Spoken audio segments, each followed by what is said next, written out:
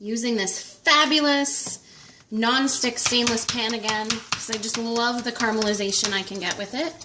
You cannot get that with regular non-stick pans. So I have my kitchen spritzer. I've got olive oil and avocado oil mixed in here. I'm just going to spritz my pan lightly. I don't need a lot of oil. Again, it is stainless and non-stick. So that's all I'm going to use. Tonight I've got a hiding knife. Tonight I've got some pork chops. Listen to that. These have just been salted and peppered, and that's it. So I'm going to let them caramelize on that side, and I'll flip them. And then you see this thick slice of fat on the outer edges. You don't want to cut that off. It provides moisture and flavor. So I'm going to render it. So we'll get browned on one side, browned on the other side, and then I'll flip them up on the fat side. And we'll brown it too, and some of it will go into the pan. And after that, I'm going to make a pan sauce. I've got some white wine, and I'll use a little bit of maple syrup, and I will use some Dijon mustard. This is my favorite Dijon mustard. It's Canadian made, and it's just the perfect spice level and flavor level. Some of them are just really spicy, and some of them don't taste much like mustard at all. So I really like this one. Let's take a peek at these beauties. Not quite there.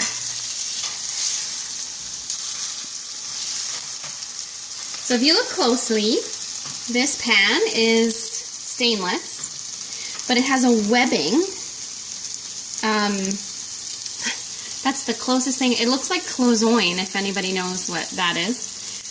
It's an enamel art, but it's almost like a webbed fabric that has been formed into the pan when the pan was being formed. But it's also beautiful. If you look around the edges, there's a braid.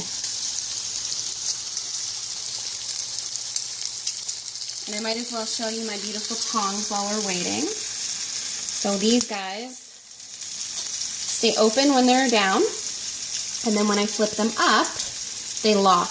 And what's fabulous about that is if you've got just a small space to set them, I haven't put them down yet, but if you just have a small space and you don't want to get raw pork gook everywhere, then all you need is this tiny amount of space and not this wide space to set them down.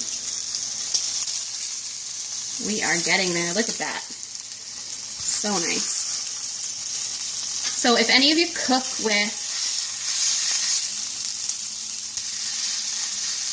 non-stick cookware, it's fantastic for so many things, but it doesn't get that caramelization on meat or onions or anything that you cook.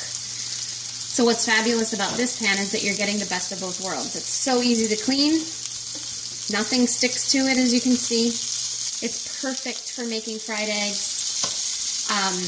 But you'll also get that caramelization that you can't get with other non-stick cookware. I'm going to go ahead and flip these.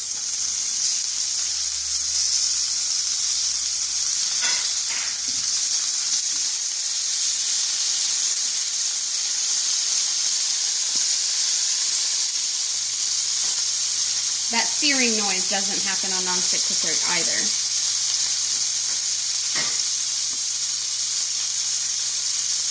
This guy can go in the oven as well. So if you wanted to make a steak, the best way to make a steak is to get this caramelization on both sides and then put it in the oven to get the perfect doneness in the middle, but also that yummy charred edges. That's what gives you the flavor. You wouldn't want to just put a steak straight into the oven because it will have no flavor.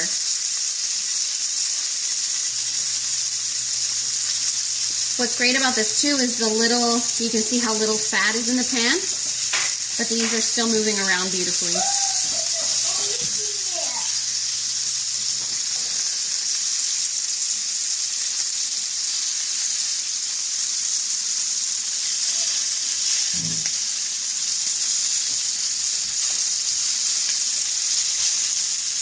So I am on video, so of course I'm not doing things the way I normally would because I'm standing here.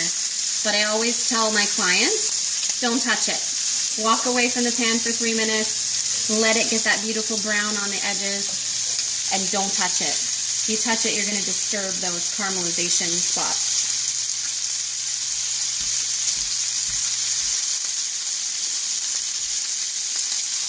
I'm just going to check this one. Look at that. We are almost ready to render the fat edge.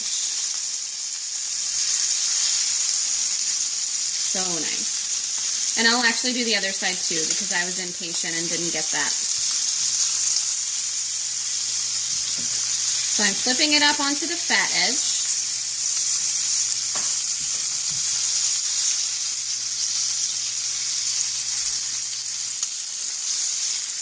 And you'll start to see the fat melting into the pan.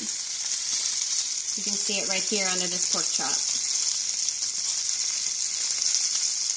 And that fat will get brown and crispy and will be delicious and will lock in all the flavor and juices.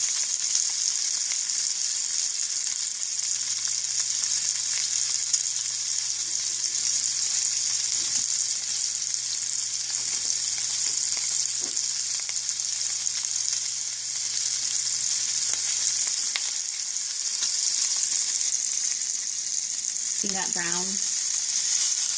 Yummy. Look at all that fat that appeared.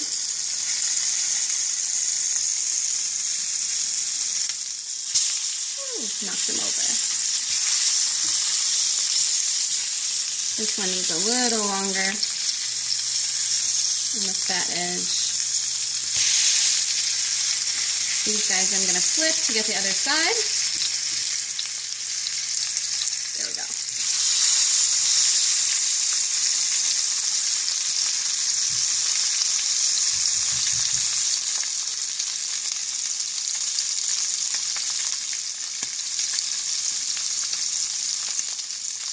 So once I'm done with these, I'm actually going to do this side too. So I saw some pinkness.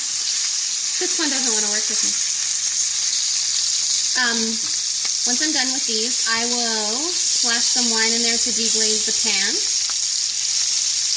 Deglaze pretty much means get all these brown bits that you see. Brown bits are delicious, and that's something that you can't get on a regular nonstick pan. So I will deglaze, and then let it reduce a bit, and add some of the mustard and maple. So I'm just going to set these up on the side because they're done cooking, but I want to keep them warm.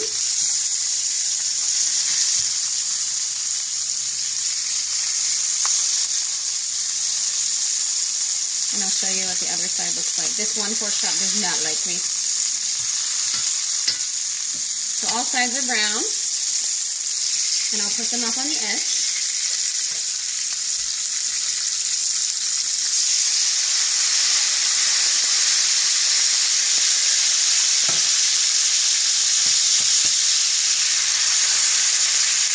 So the wine is taking care of getting all those brown bits up for me. And you can see it's reducing really quickly and popping.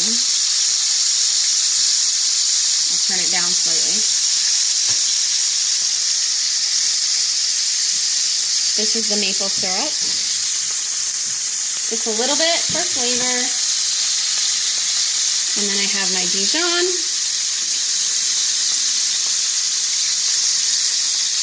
I'm winging it. And it's just a really easy pan sauce. You don't have to do anything fancy. Get all that wine down here to mix into the mustard.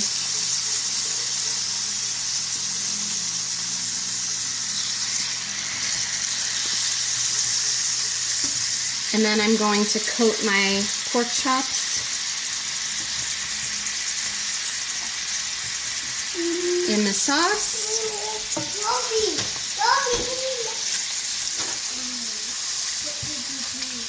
And you see it's reduced to a sauce now.